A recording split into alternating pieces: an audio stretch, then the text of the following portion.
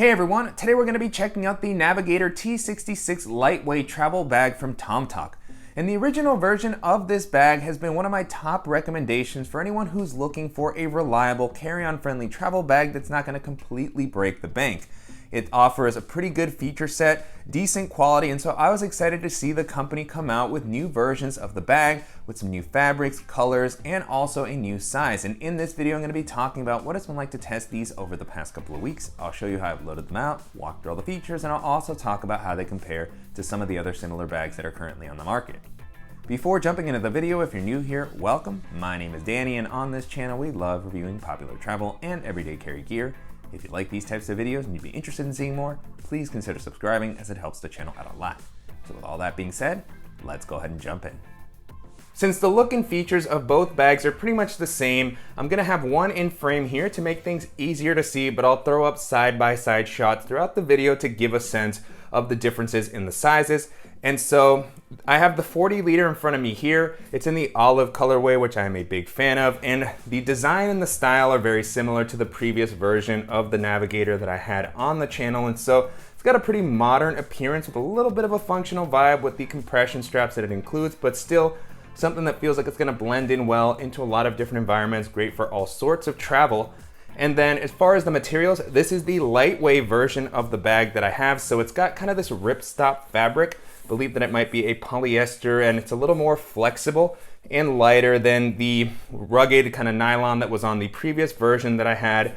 And so I feel like there's gonna be some trade-offs there, but generally I think that this is a very versatile fabric for travel. It's gonna offer a nice amount of weather resistance, and because it's so flexible, it'll really squeeze into tighter spaces. And I just feel like this style can also always hold a little bit more when, you know, the fabrics are able to mold around everything that's on the inside.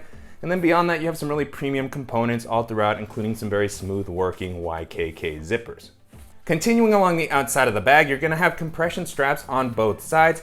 The style is a little bit different. On one side, you have buckles that you can fully loosen, which I'm always a fan of just to make it a little bit easier to attach things when you need to. And you're gonna be able to tighten these down when the bag is not as full, just kind of compress everything. On the other side, you have these straps, which still do kind of the same thing as far as allowing you to tighten the bag down and hold something, you know, like a jacket or a tripod. You just don't have the buckles. So, you know, they still get the job done. And then on both sides, you also have external water bottle pockets. These are gonna offer a nice amount of capacity and elasticity. I was able to store my 26 ounce Yeti Rambler in the larger 40 liter size. With the elasticity that's provided here, believe that, you know, this size water bottle will also work well on the 28 liter. And then when the pockets aren't in use, the elasticity helps keep them closer to the bag. And on the top of the bag, you have a really nice carrying handle. It's got this very cushioned material, a little bit of breathability there. So really nice implementation on the handle. And then you have handle on the side as well. So if you don't want to wear it on your back and carry it more kind of like a briefcase, you can pick it up. This handle isn't quite as robust as the one at the top, but it's still got kind of a seatbelt-like material, so it's, you know, still very useful. And on the front of the bag, you also have the Tomtoc logo. I like that it's pretty subtle, just a small kind of icon here in the corner. And the last thing I'll mention while we're talking about the exterior is that the bags haven't been super consistent about standing up on their own.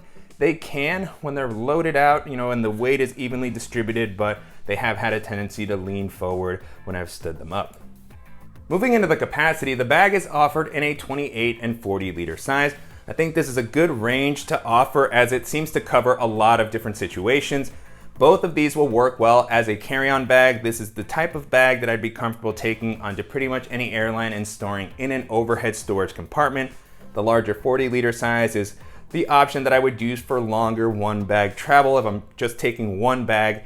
And then the 28 liter bag is something that is, you know, great for more minimal travel. It can work as a personal item on some of the more lenient airlines domestically. I'd be very comfortable using that as an underseat bag. Overseas on some of the stricter airlines, I feel like it's gonna be over the limits on some of those, but you know, you'll just have to keep that in mind depending on which airline you're traveling with. I do like that the fabrics are pretty flexible, and so even when they're packed out, they never feel overwhelmingly bulky, and I think that they're still gonna be good for navigating crowded areas and jumping onto public transit. Continuing with the harness system, so far the bags have been really comfortable to wear. I love how the straps have been implemented here. They remind me a little bit of Air's harnesses, so they're gonna offer this really soft cushion padding here on the inside. They have a breathable mesh to help prevent moisture from building up. They're also gonna have a good width to help prevent the bag from digging into your shoulders when it's a little bit more packed out. I like the contoured shape of the straps, and then you have an attachment point here where you can clip on a light or something with a carabiner, maybe hang your sunglasses. And then you have an adjustable sternum strap. And moving into the back panel, this has also been very comfortable. You again have that really nice padding that's well distributed all throughout. Nice amount of breathability with the mesh that's been provided here, and the air channels to create plenty of airflow while you're walking around throughout the day. On the back, you also have a luggage pass-through that's going to allow you to rest this on your suitcase while traveling to save some weight on your back. Jumping into the organizational options, the layout is going to be pretty much the same on both sizes of the bag. So I'm going to go through the larger one first and just kind of showcase how I've loaded everything out. And then afterwards, I'll load the items that I can into the smaller version of the bag so you can get a sense of some of the size differences. And so on the front here, you have a zippered quick access pocket with a vertically oriented zipper, which works well if you're using this with the side handle or if it's on your luggage. And you have a nice amount of space here, again, with the flexibility that this material provides. You can really store an impressive amount of things in each pocket. And so at the moment, I have a packable tote bag from Peak Design, my USB-C hub to charge my laptop and other devices. And then those are the only things that I have here at the moment, but I still had leftover space if I wanted to toss in a couple of additional things. And then beyond that, there's no other internal organization. So a pretty simple compartment. You can start to see this light lining on the inside, which does help with visibility. And then on the top, you have another quick access pocket near the handle. I'm always a big fan of this style of pocket as it just makes it very easy to reach down and grab things like my AirPods, which I have there at the moment, as well as my sunglasses. They have their case. And I also have a cable to charge my phone and my tablet. So all of those things fit in there without any issue. And then an interesting thing about this bag is that you can actually access the main compartment in two ways. And so on the front, you have more of a duffel style opening. You do have to release these compression straps to be able to access the zipper, and then comes all the way around. And this will allow you to get into items that you have near the top. So if you place the bag down on the straps, you have access from this direction. It's a little bit of a quicker access, I guess you could say. You can reach in from this section here. And yeah, so great to have that option, but I'm actually going to showcase the other option because that will allow us to see the tech organization that's included in the bag as well. And so on the back, you have a lockable zipper here that allows this section to open up all the way. And then you have a padded tablet and laptop sleeve here. On the back, they have this Velcro strap to help keep the devices secure when you open it up completely. I like that these sleeves are pulled up off the bottom of the ground. And then you have a dedicated tablet sleeve. This will be able to handle a full-size tablet. Currently I have my iPad mini and that's kind of getting swallowed up in here, but great that you have an actual tablet sleeve here. It offers a decent amount of padding. It's not just a slip pocket. It's not the most rigid. Same for the laptop sleeve. You know, plenty of space here for a 15 or 16-inch laptop. A little bit of padding. Again, the fact that it's suspended definitely helps, and then easy to get to your device. Here I have my 14-inch MacBook Pro, but you can see that there's plenty of leftover space. And now with the compartment empty, you can get a better look at the inside. It comes up a decent amount, so if you have a thicker laptop or you want to use a case with your device, you should be able to handle that without any issues. And then on the other side, you have a simple zippered pocket here that you could use to store, you know, some other tech accessories that you want easy access to. And then you have this divider that has this zippered opening, and you can kind of just rip this open if you want. And it provides full access to the main area as well. And so at the moment I have this loaded out with kind of my standard travel loadout. Peak Design packing cubes. I have the small packing cube, the medium packing cube. Then I have an additional compressible packing cube from Tortuga. Again, at 40 liters, this provides a little bit of extra space than what I'm normally used to. I also have a packable backpack in here because I don't want to walk around with a 40-liter bag when I get to my destination. One of the ones that I've really been liking recently is this Tazra pack from Cotopaxi. Packs down flat enough to toss in there. And then I also have my toiletry bag as well as an additional pair of shoes in a packing cube. And now with this compartment empty, you can get a better look at the inside. Pretty simple layout here, no additional compression straps or pockets. So really optimized to allow you to pack this out with, the types of things that you would need for your trip and not add any additional complications, which I really like. The last thing I'll mention here now that the bag is empty is that you have this section at the bottom which you can pull up to allow this to collapse down, which is going to be helpful if you need to store the bag. And I like that it gives kind of a more solid base to this bag for actually packing it out and helping it to keep its structure. So pretty cool idea there. And so with us now having gone through the 40 liter, I will bring the 28 liter back into frame so that we can pack it out. This one I have in the black colorway, but you can see that it has that same ripstop fabric here that's durable, weather resistant, all the same things that we talked about with the 40 liters. So I'll go ahead and load it up in the same manner that I did the 40 liter size. And so you have that same system here with that divider so that you can collapse this down and store it. And then with 28 liters, of course, I imagine this is not going to be able to hold the same level of stuff as the other bag. It'll still be able to handle my Peak Design packing cube setup without any issues. So there we have the medium cube, the small cube, and then I have my extra pair of shoes, which would be able to fit in here, and my toiletry bag. And so that's sort of the standard layout that I would typically expect to be able to store in a 28 liter bag. And I can still add the laptop back in. I still have enough space so that it doesn't feel like it's overly tight. I'll toss the tablet in there and close this up. Going from the other side, you can see how packed out it looks and whether there's any leftover space. And there really isn't quite as much. You could potentially add in something a little bit flatter. Maybe this packing cube that I had in here, can kind of squeeze it in because this material is a little more flexible, and I have some space for something like this packable tote bag here. So it'll still zip up. It's gonna be a little tight, but you can see where the difference goes with the extra space on the larger one. But I'm always impressed with what a 28 liter bag can hold regardless. I wouldn't be able to toss in that same packable bag. I'd probably use one of the smaller ones that you could just toss into one of the quick access pockets.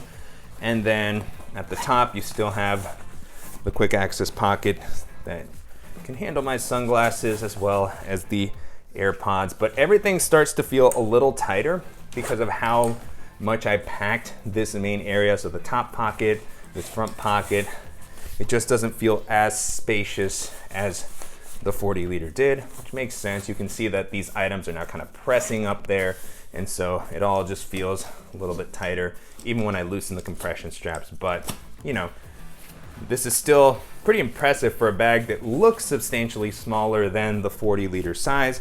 And then here we have that 26 ounce water bottle, and it is still able to slide in there even with the main compartment packed out because of the elasticity that it had.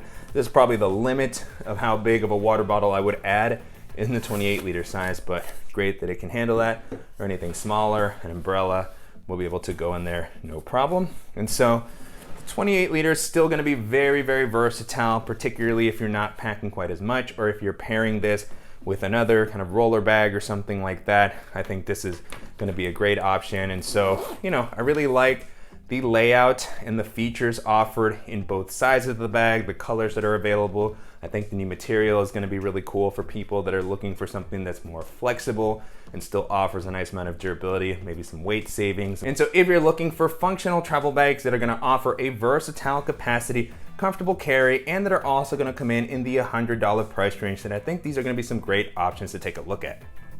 And so to wrap up, you can currently purchase these for around $90. I believe that the price is going to vary a bit depending on the size that you go with.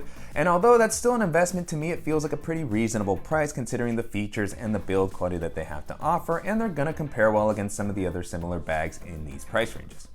And so as I was testing these out, the first bag they made me think of is the Osprey Daylight 26+6 expandable backpack. That continues to be one of my favorite options in this price range, and it's just a super versatile bag. At 26 liters, it can work well for your day-to-day and as a personal item, but it still provides you the flexibility to be expanded and used as a carry-on bag. It's got a pretty comfortable harness system, luggage pass-through, dual external water bottle pockets, a simple but useful organizational layout. It opens like a suitcase, so it just offers a ton of versatility. Osprey is of course well known for making solid products, and so if you're looking for something that's going to offer a ton of functionality at a pretty good price, and that's going to be an excellent option to take a look at. The next bag this made me think of is the Island Hopper 2.0 from Core Surf. That is a really great travel-friendly bag. It's got a suitcase-style opening with the two kind of sections to allow you to organize all of your stuff. Great quick access pockets, water bottle pocket, dedicated laptop compartment, pretty comfortable harness system, rugged, weather-resistant materials. They're also pretty lightweight. And so, they just check off a lot of the same boxes as these one here. They're offering a 28-liter size, a 34-liter size. And so if you're looking for either a minimal travel bag or something that's carry-on friendly, that's gonna offer a great layout, and there's gonna be some great options to keep in mind. And then the last option that I'll mention here is the Decathlon Quechua Escape Backpack. I tested out the 23-liter and 32-liter versions of that bag, and I thought they were great to use, really nice organizational layouts. I like that there's a couple of different sizes to pick from, super comfortable harness systems, lots of pocketing, quick access pockets, dedicated laptop compartment that was padded and suspended. The materials on that aren't going to feel quite as rugged as the ones on the T66, but they also come in at a slightly lower price point, and in general, they've been great to use. They're pretty lightweight, and if you're looking for kind of versatile, outdoor looking bags that are going to work well, not just for travel, but also when you arrive at your destination, those are going to be some great options to take a look at. With that being said, the Navigator travel bags hold up very well against all those options, and I continue to be impressed at the features and the quality that they provide for the price that they come in at. And so if you're looking for a carry-on friendly bag that's going to offer a nice amount of comfort and a versatile size, then I definitely recommend taking a look at these. And I'm curious to hear what you all think of the Navigator travel bags and how they compare to some of the other popular travel bags that are currently on the market. And if there's any similar options that you think that I should check out, as always, please let me know in the comments. And I want to thank Tomtoc for sending the bags for me to test out, and to you guys for watching and supporting the channel. If you enjoyed this video, please give us a like, and if you haven't already, make sure to subscribe so you don't miss any upcoming videos, and we'll see you in the next one.